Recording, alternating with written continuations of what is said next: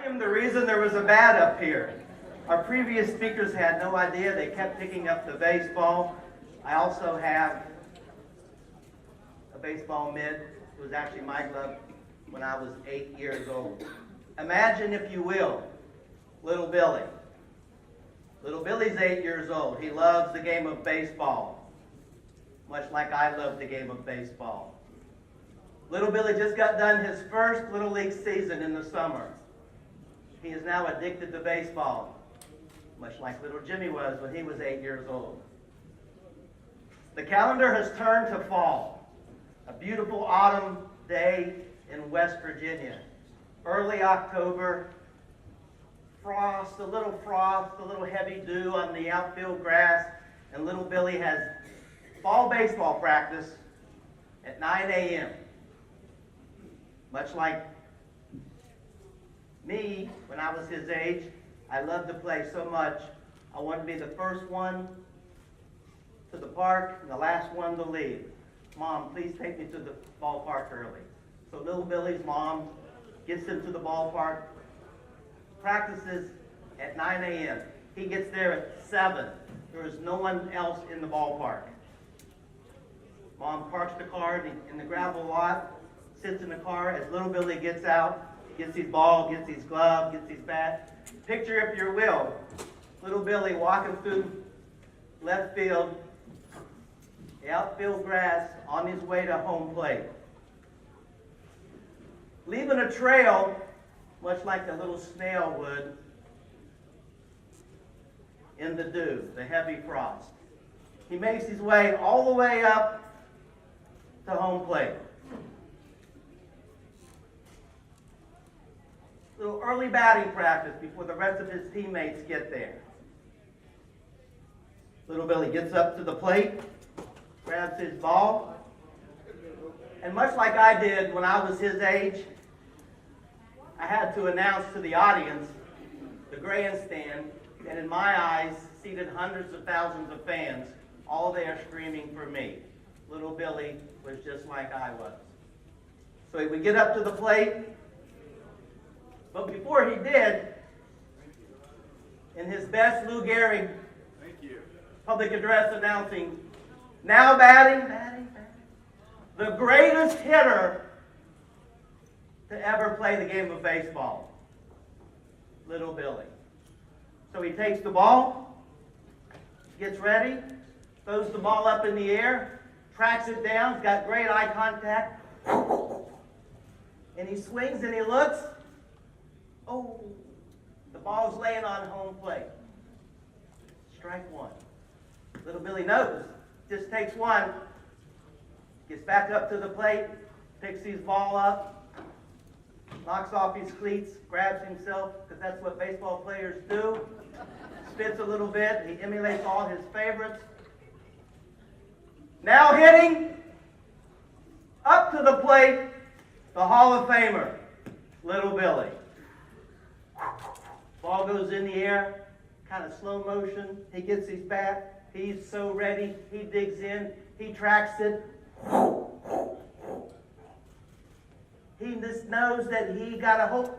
Oh, and the ball is laying on home plate. Strike two. Again, little Billy knows. Just takes one. That's okay. I'm good. I got this. Right? Now he really digs in. He really digs in. Digs deep. Gets a good stance. He is so ready now. Now up to the plate.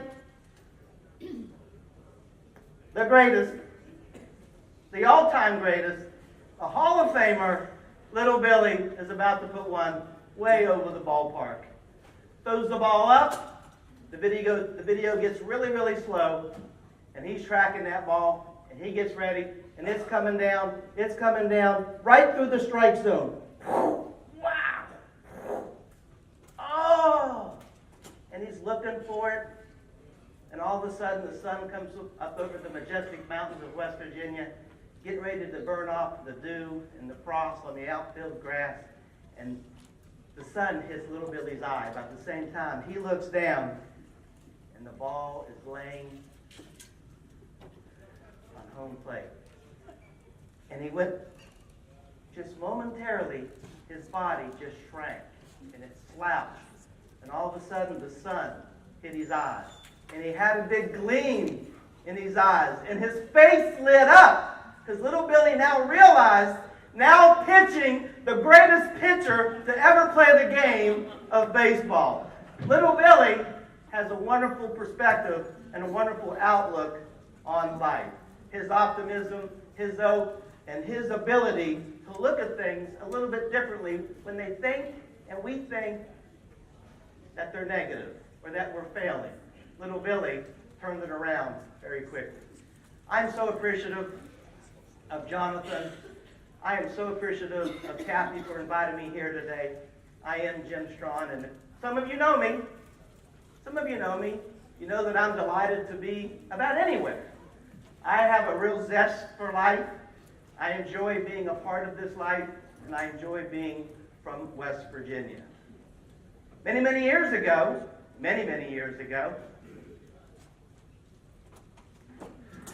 Thomas Jefferson, one of our founding fathers, probably 270 years ago. Nothing can stop the man with the right mental attitude from achieving his goal, and nothing on earth can help the man with the wrong mental attitude. It still resonates today. It still resonates today. John Maxwell. Been reading John Maxwell a little bit. Some of you may have as well. People may hear your words, but they will feel your attitude. You're going to hear me this morning. A lot of words will come out of my mouth, but I truly trust and hope that you will authentically feel my genuine passion for attitude and having a positive approach to life. The name of this title of this presentation, Your Life, Your Journey, Your Attitude, the Anatomy of Living a Full and Positive Life. I do think attitude is everything. I think it's everything so much that my buddy Chuck Stump and I, many of you know Chuck, he may be here after a while, but we're the co-authors of the Sad, Mad, Glad books, The Anatomy of Your Attitude. We have 4 books out. We call it The Anatomy of Your Attitude because we love to use body idioms to get our message across to children of all ages. Our books are made for children of all ages, us included. They teach and inspire us why and how we should have a positive attitude. So we call it The Anatomy because we use body idioms to get our message across. Put your best foot forward. Lend a helping hand. Have a heart of gold. Keep your chin up. Keep your nose clean. Keep your nose to the grindstone. Play it by ear. Give me a little bit of elbow grease, so forth and so on. So what is attitude? Everybody has one, right? We all have an attitude. I'd like for you to leave here today, but maybe working on yours a little bit to hone it up to make it a little bit more positive. Look at things a little different throughout life. For me, attitude is really just the outward manifestation of who we are. It's our mental position on things. For me, the bottom line is it's how we act and react to people and situations that we are in. Why is it so important? Why is it so important? I get that a lot. Jim, yeah, you're pretty upbeat. Yeah, you got a positive attitude. Yeah, blah, blah, blah. You actually make me sick. You're always like that? I go, yeah, pretty much. Sally, I'm always like this, right? I'm always like this. This is how I live. So why is it so important to have a positive attitude? I have never been described as the sharpest tool in the shed. Ever. But I have lived 21,312 days. If you know me well, you know that I keep track of my days. People go, Jim, how old are you? I say, I'm 21,312. Students, do I say that every day? I teach Intro to Public Speaking at the University of Charleston. My class is happening right now. So what did I do? I brought the class to the Marriott. So they're evaluating me today. But they know that I keep track of my days. Today I am 21,312 days old. And in all those days, I've not gotten much smarter, but I've certainly become wiser. You cannot teach wisdom. I can't teach these young people and students at the University of Charleston, or elementary students when I go into the grade schools, or the high schools when I go to a career fair. But I can instill some life experience, some wisdom on them. And the two things that I have realized as I've gotten older, and this is not rocket science. Nothing I ever say is rocket science. Again, I'm not sharp enough to study rocket science. But what I've learned is that there's really only two things that you want in our life. You want to be healthy, and you want to be happy. You want to be happy, and you want to be healthy. And I contend that they go hand in glove. On a scale of 1 to 10, with happiness being a 10, I'm pretty much a 10. I live like this. I live very happy. I look at things very differently than other folks.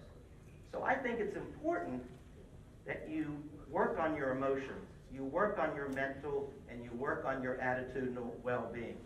This is a flagship study that I reference often. If you ever ask me to speak for any group that you're ever in, I don't care what the topic is, I'm probably going to weave this study in. It's that important to me. It's my flagship study. And it's from a pretty credible source, the Center for Disease Control out of Atlanta. They followed about 10,000 subjects for about a decade. So it was a very valid study. What the final outcome of the study was, when you go to your physician, your doctor, your family doc, your general practitioner for a physical ailment, your neck's hurting, your belly's hurting, your chest is hurting, lower back's hurting, neck, head, you got something going on. Go see your doctor. The Center for Disease Control says 87% of the time, that is almost 9 out of 10, 87% of the time, that physical ailment can be rooted back to an emotional, mental, or attitudinal root cause. So it's critical that we take care of ourselves attitudinally, emotionally. The importance is staggering on how good you feel. We, in the United States, do not do a good job of that. Denmark leads the world in being happy. Denmark, from a World Economic Study, they actually are about 17th in income, yet they lead the world in life satisfaction. They're the happiest people on the planet. They also work about 33 hours a week, 33 hours. Their minimum wage is about $20 USD. They have a lot of free stuff like healthcare and universities. They are a very happy country. The United States, we're number 1 in household income in the world. Yet we're 12th in life satisfaction and 29th in balancing our work and our life. Money is not everything. I tell my students often, follow your dreams, follow your passion, align your soul with your work, and that way you don't have to work another day in your life. The financial resources, they will follow you. It sounds like a bunch of baloney. I know it does. I've been living it for a long time. I worked in the mental health field for many, many years. The World Health Organization says that mental health is defined as a state of well-being in which every individual realizes his or her own potential. They can cope with the normal stressors of the day and the life. They work productively and fruitfully. One of my favorite words, fruitfully. If you follow me on Facebook, I use that word a lot. Today was a wonderfully fruitful day. I use that word often. Productively and fruitfully, and they're able to make a contribution to his or her community. I'm trying to make my contribution to my community. I do everything that I can in the sphere of my influence to make it a better place to live, learn, work, and play, as Jonathan said in my intro. That's all I can do. The best way for me to predict my future and the future of West Virginia is just to create it myself. I'm not going anywhere. I'm going to be part of the solution, not part of the problem. Yet, staggeringly, it is estimated that only about 17% of U.S. adults are actually considered to be working in a state of optimal mental health. 17%. What is that about? I feel like I'm in the 17%. I'm not totally sure, I just feel like I am. Just staggering to me. The American Journal of Psychiatry, an employee who has emotional, mental, attitudinal issues, they're just not themselves, they will lose over 27 work days a year because they just can't make it to work, or maybe they're presenteeism, they're there but they're not working, they're working very poorly, they're functioning very poorly because they have issues mentally, emotionally, and attitudinally. 27 days a year. I have been working for 35 years. I don't think I have missed 27 days of work in 35 years total. I answer the bell. Rarely sick. Rarely sick. I attribute it to my outlook and my attitude. As a matter of fact, there's a website called Real Age. It used to be realage.com. I think it went to sharecare.com, and under ShareCare, now there is the Real Age. And Real Age is an assessment. You answer 41 questions, and the answers range from always to never, with 7 different opportunities for you to choose. And Real Age gives you 2 things: your life expectancy, if you don't get hit by the Coors Light train going by or something, and it also gives you your body age. So I did this a couple of years ago, keeping in mind that I'm 21,312 days old today. If you don't want to do the math, I'll be 59 years old on October the 6th of this year, 2019. So I did this, and my life expectancy, Lord willing, where do I sign up? It said 96 to 98. I'm thinking, that's pretty good, right? I'll take that. At the same time I'll take that, I don't take care of myself and work on my attitude. I'm not a health nut, but I watch what I eat, try to get some exercise. I try to take care of myself. But my big flagship is my attitude. So I don't do all that to live forever because I know I'm going to pass someday. Boy, I just do it so I can feel good while I'm alive, right? You just want to feel good and fruitful and productive while you're alive. The other thing that Real Age gives you is your body age. I did this a couple years ago. I was about 54, 55 years old. And I often said, boy, I go, Jim, how you doing? How you feeling? I feel 30. I feel like a young man. I feel really good. I go, you have good energy? I go, yeah, I know, right? I have good energy.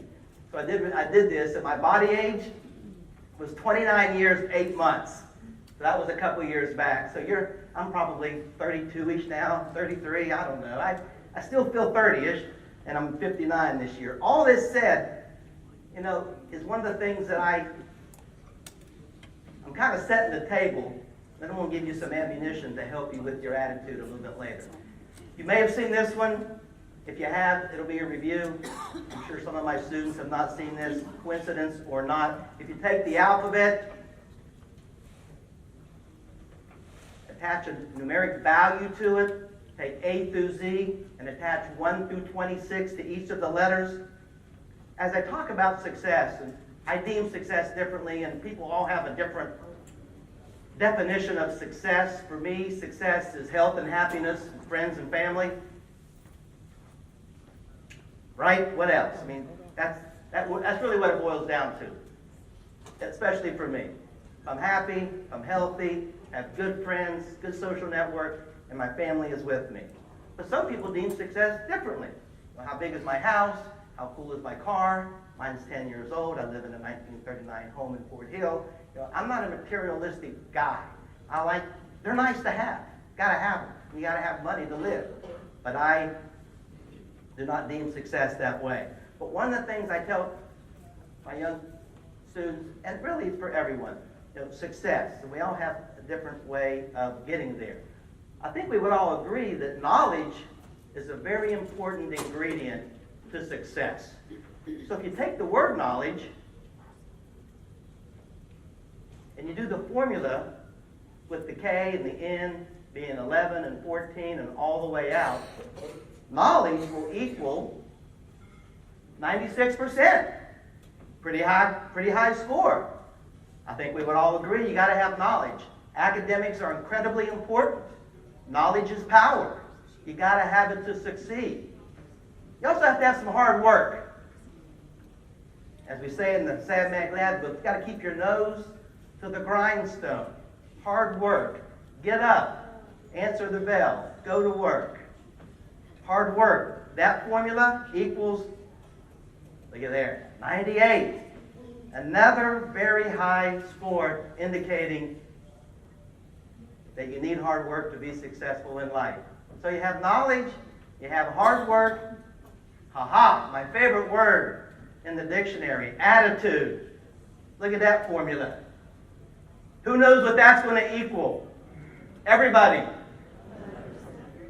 guys are smart. 100. Coincidence or not? I don't know if it's a coincidence. I just think it's brilliant, so I threw it in there. If you've seen it before, I'm sorry. If you haven't, now you learned a little bit of something. I love to talk about my attitudinal muscles of your heart and soul. Attitudinal muscles of your heart and soul. What the heck is an attitudinal muscle?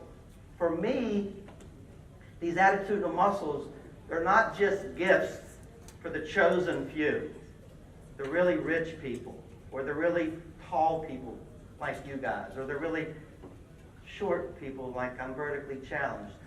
Not just for white folk or American African or from wherever you are in the world. Not white collar, blue collar. It doesn't matter your demographic. These attitudinal muscles reside in each and every one of us. And just like our physical muscles, we all want to go to the gym. We all want to walk. We all want to hit the gym and do a little lifting. We all want to work on our physical muscles. That's how we get healthy. That's how we get fit. I got to work on my biceps. I got to work on my pecs. I got to do some quads. I got to do some strength.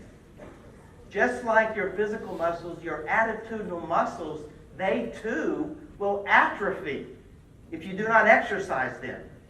And then, on your journey of life, you're not always going to be up here on the podium or on top of the mountain looking over your domain going, look at me, my life is so good.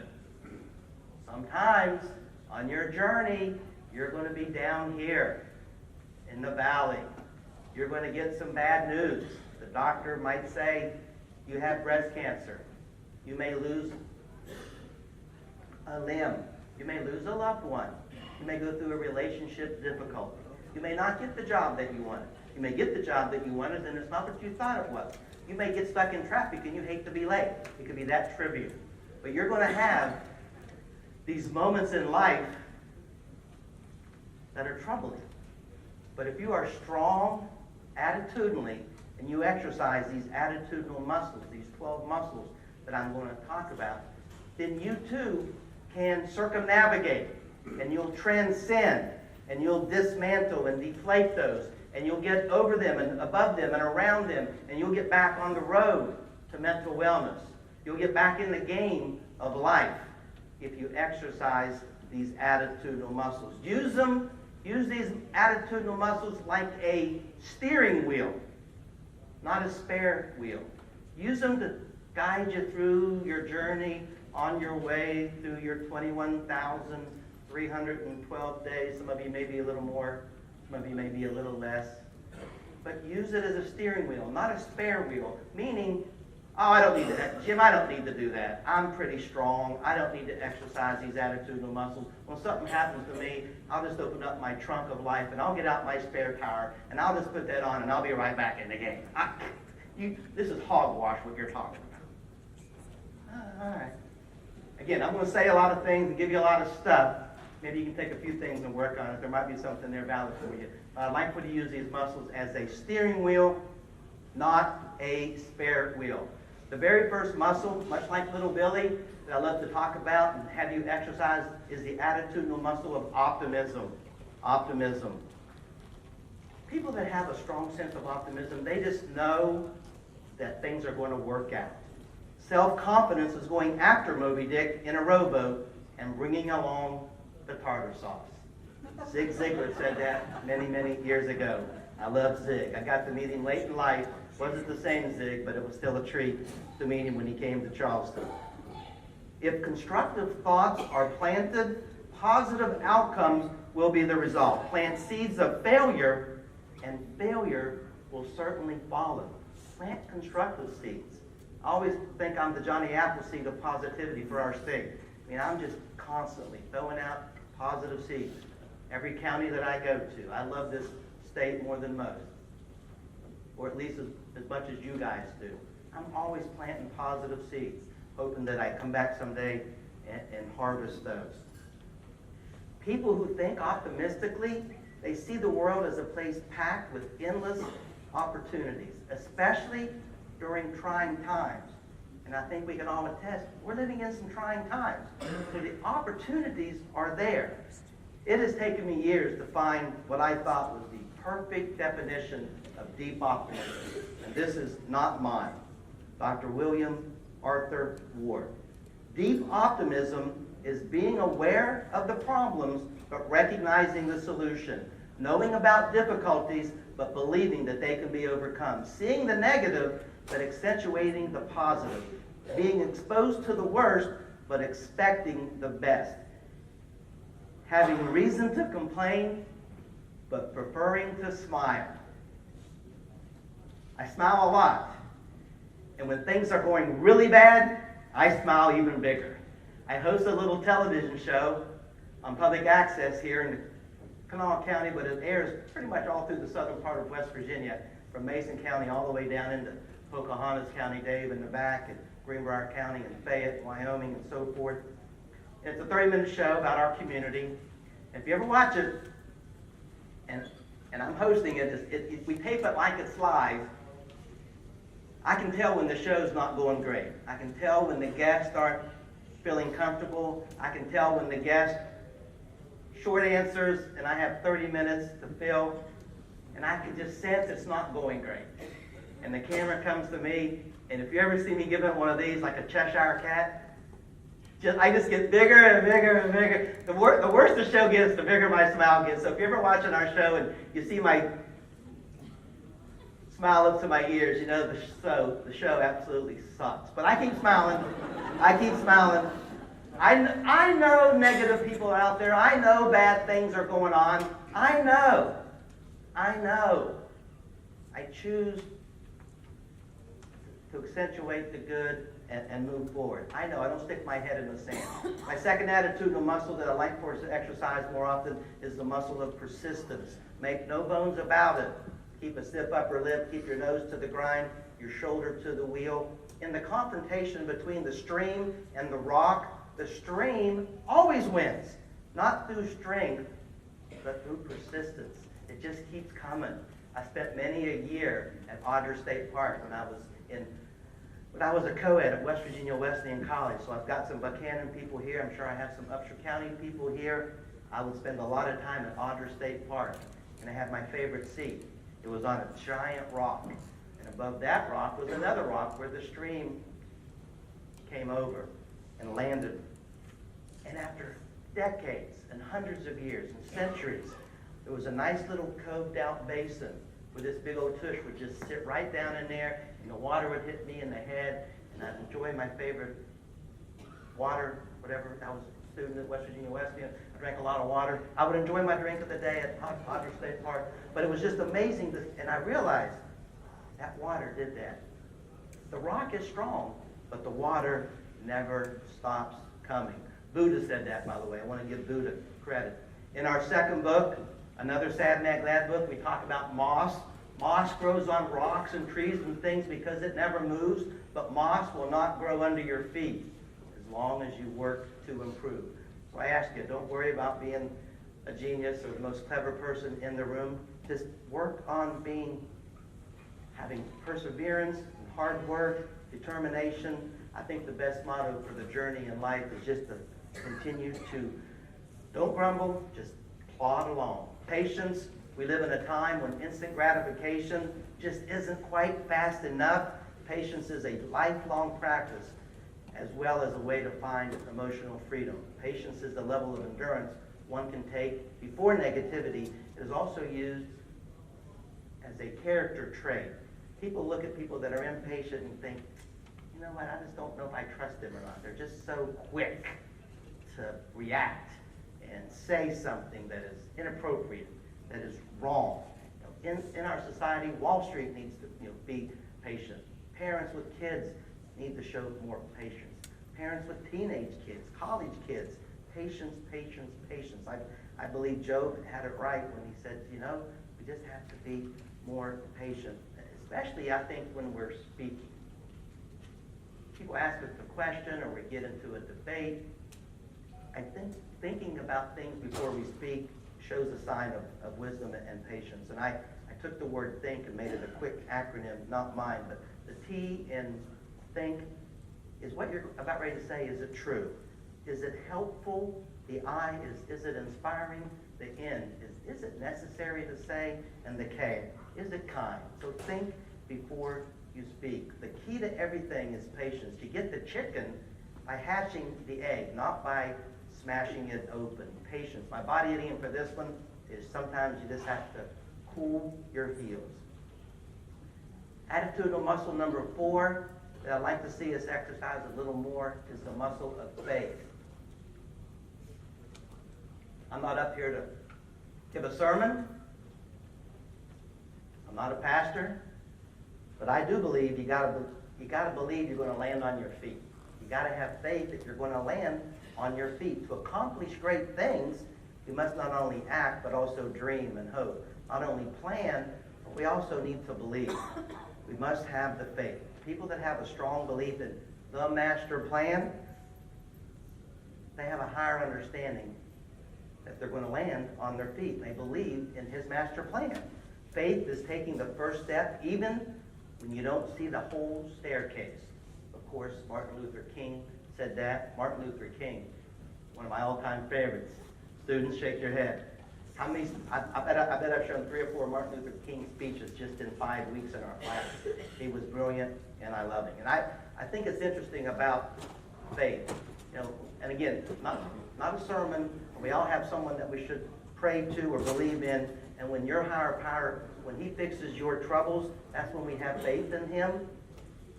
And then when you don't get answers and you don't think your higher power is fixing your problems, that's when he has faith in you. And I think that is quite interesting. So I believe in his master plan, and the older I get, the wiser I get, the journey that I live on, it becomes very true. I pledged a fraternity in 1979. I mentioned earlier that I went to West Virginia Wesleyan College, my favorite college in America. What's my favorite university, fellas? University of Charleston, so I get away with this. My favorite college is West Virginia Wesleyan College. My favorite university is the University of Charleston, where I'm an adjunct professor. But when I was a freshman at West Virginia Wesleyan College in the spring of 1979, I pledged a fraternity with 11 other young men. We're all 17, 18 years old. And I met John Farrell from Gladstone, New Jersey. We called him Huck, H-U-C-K, because he looked like Huckleberry Hound. Huck was great. He became our pledge class president. He became our president of our fraternity. He had a high school sweetheart back home that he was amazingly loyal to. Over the 4 years that I was at West Virginia Wesleyan College, I just got to realize what character Huck had. His integrity, his loyalty to his girlfriend was staggering. We were ornery. Huck was not, in terms of cheating on his girlfriend. It was just a girlfriend, but he was very, very loyal. He had a great sense of humor. He studied. He had all the secrets of success. I was invited to Huck's wedding. He married Mary Ann in June of 1985. I went to New Jersey for the wedding that summer, and it was then that I was even more awestruck at the high character that Huck always exhibited in college. You see, Huck was from a very amazingly, I had no idea, wealthy family. I pull up to his house, and I'm not kidding, it looked like sunrise. Farmer Klein and Campbell up here on the hill, that was his house. All just a stone mansion. The wedding, never seen anything like it. I still haven't seen anything like it. The fanciest thing I'd ever been to. And I'm thinking, wow, Huck was from a really wealthy family, but the 4 years that I was spent with him, I would have thought he was from Coopers Creek, where I was from, up a holler in Big Chimney, West Virginia, where my mama still lives. So I would stay in touch with Huck. He went on to have 4 children. Obviously, he became very successful, and I'd see him at homecomings. And I talked to him in, I believe it was like the fall of 1999, and he's like, Jimmy, guess what? I'm like, what, Huck? Another kid? I didn't know. He said, no, I'm going to retire in 5 years. I go, what? You're going to retire in 5 years? I go, how old? He said, I'll be 44. I'm like, I didn't have the heart to tell him I had about $44 in my retirement account. He probably had $44 million in there. But he said, I just want to spend more time with my children and Mary Ann. I'm like, good for you. I'm so proud of you, Huck. Awesome, possum. So we had a plan. And we all have to have a plan. But then, of course, there's somebody that carries a bigger stick, and there's someone that has a master plan.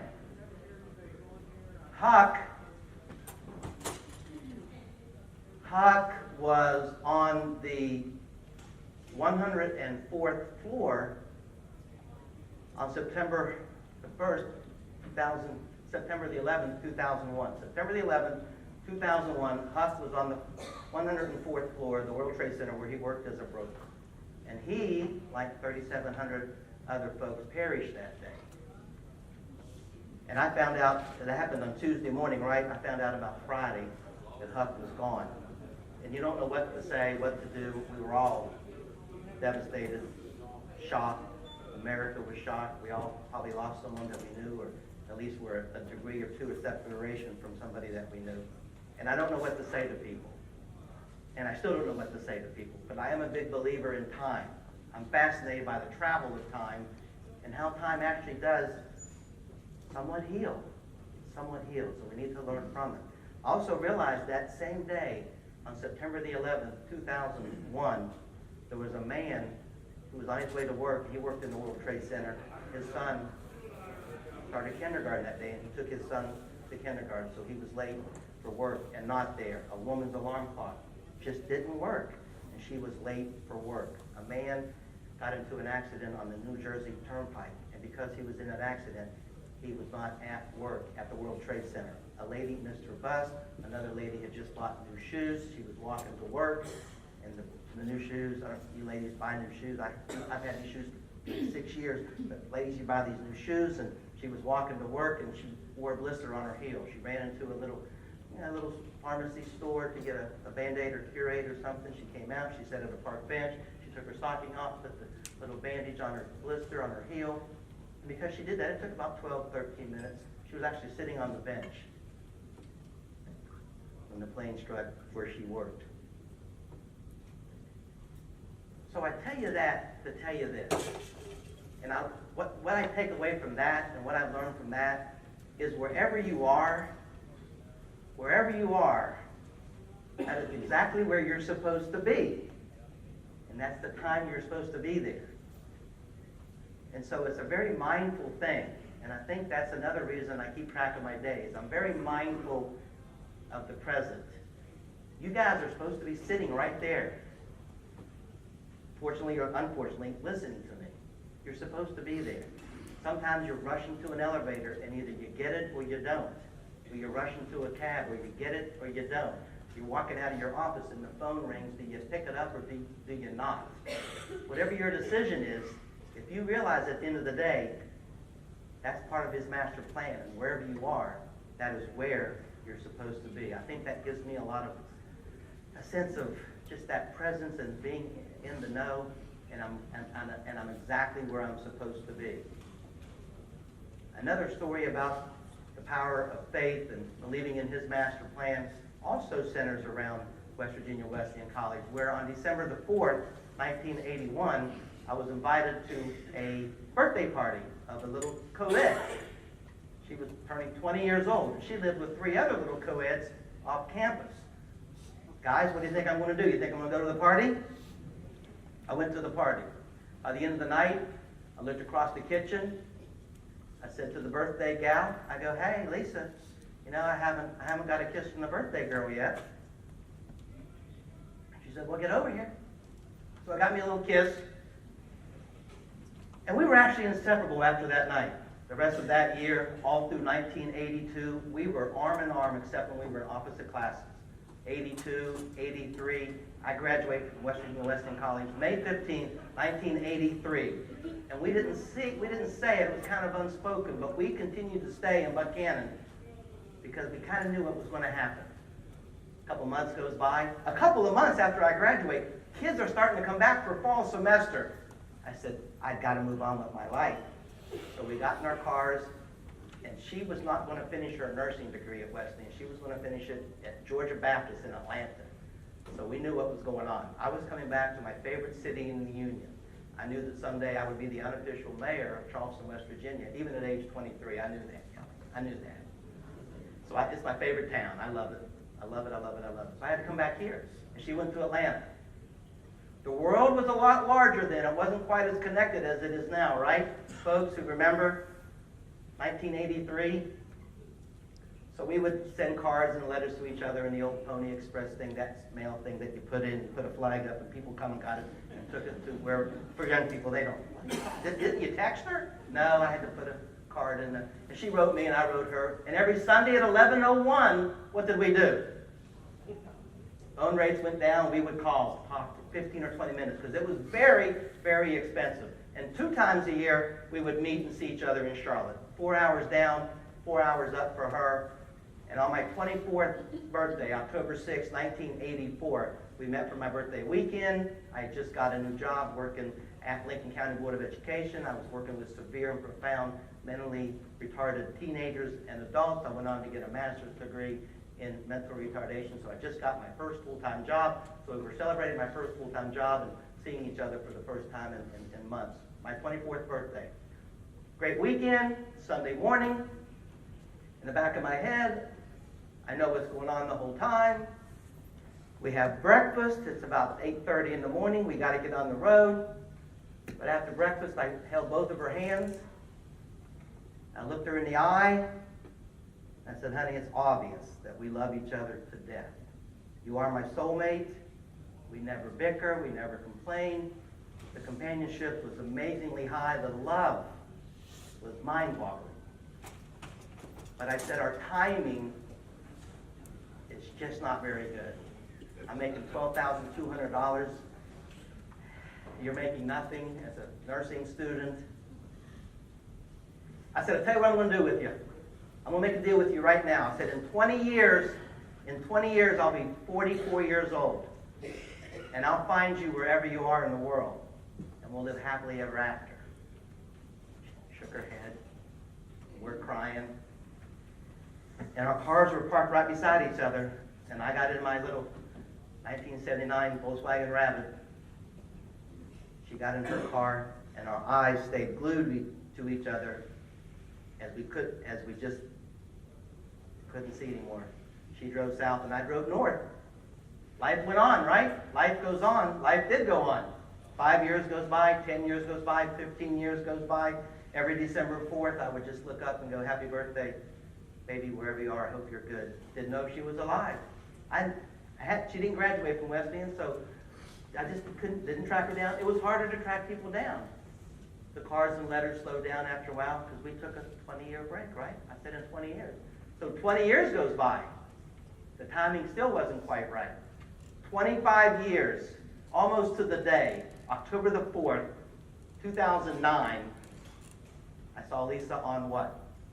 I saw her. I love Zuckerberg. I love Zuckerberg. I love Zuckerberg. I saw Lisa on Facebook. And there she was. It was the first time I'd seen her. Didn't know she was still alive. And she looked the same. I was like, holy mackerel. I mean, beautiful. I just melted. And then I looked at a young man standing right beside her. And then I thought, gosh, if she's dating him, I've got no shot. He was gorgeous. Come to find out, that was her son. She was a single mother. I was available. Timing was right. I reached out to her. We talked for 6 months. We got married at a little lighthouse at Sunset in Key Largo, at her favorite lighthouse. I brought her up here a few months later, and we're living beyond happily ever after. At age 24, I thought I knew what happy was, but I didn't know. So now I know.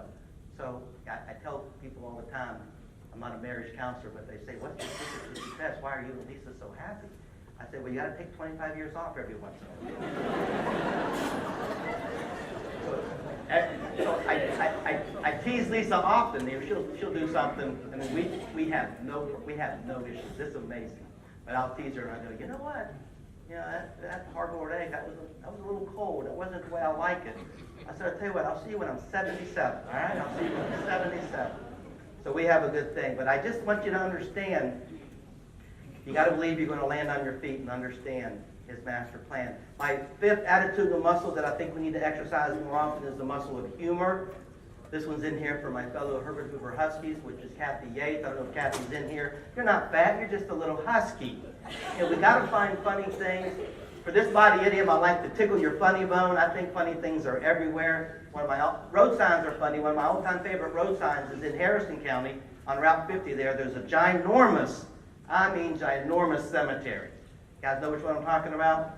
It's right on Route 50. You come down off the exit there and you go into this cemetery. I forget the name of the cemetery. But as you go into this cemetery, right on the right above it is the name of the cemetery, and right on the right there's a road sign that says dead end. Love that. My favorite sign. I laugh every time I go in there. And when we laugh, it just reduces our endorphins that make us stressful, that make us anxious. It really lowers our immune system. It strengthens our immune system. You know, a good laugh brings oxygenation to our blood. It lowers our blood pressure. I read something the other day. 1 minute of laughter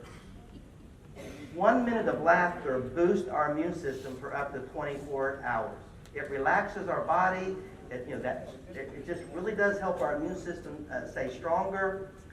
It protects our heart. Even a good belly laugh is good for our abdominal muscles. I believe Patch Adams I think he had it right when it comes to health care. He brought laughter into the mainstream of health. And I believe he was onto something. So I think we need to exercise our muscle of humor more often, at least every day. My sixth muscle is the muscle of passion. Be enthusiastic. Be passionate about something in your life. Really find something that you can get into. In the Sad Man Glad book, we talk about find something that you can really sink your teeth into. For me, I try to make, you've heard it over and over, I try to make this community a better place. To live, learn, work, and play. I've been saying that probably since the 80s. Every single day I say it. The more I practice it, the easier it is for me to preach it. The more I preach it like this, the more I have to practice it every day, and it just becomes synonymous with the other. I think it's the cornerstone of all mankind, helping others and trying to make our community a better place to live, learn, work, and play. A man can succeed at almost anything for which he has unlimited enthusiasm. Charles Schwab said that. Great accomplishments of man have resulted from the transmission of ideas with passion and enthusiasm. So with a little enthusiasm and some elbow grease, a little enthusiasm and passion and putting your best foot forward, I think our communities can prosper and we can make them better than they were yesterday. You can do anything if you have enthusiasm. Enthusiasm is the yeast that makes your hopes rise to the stars. Without it, there was only alibis, but with it, there is much accomplishment. Again, enthusiasm is the yeast. With it, there is much accomplishment.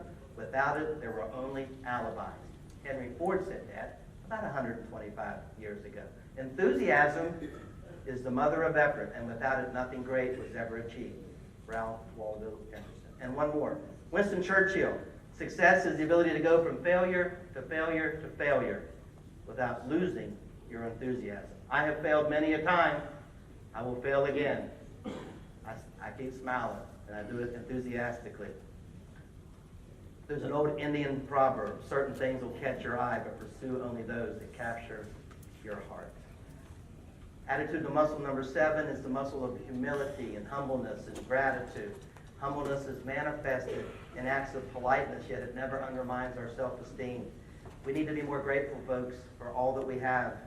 For this one, I like to say, don't get the big head. That's my body idiom for that. I love now, as I get older, picking up the phone and calling people and thanking them and telling them how grateful I am if they mentored me, or they were a coach, or they were a teacher, or they were an early boss that I learned from.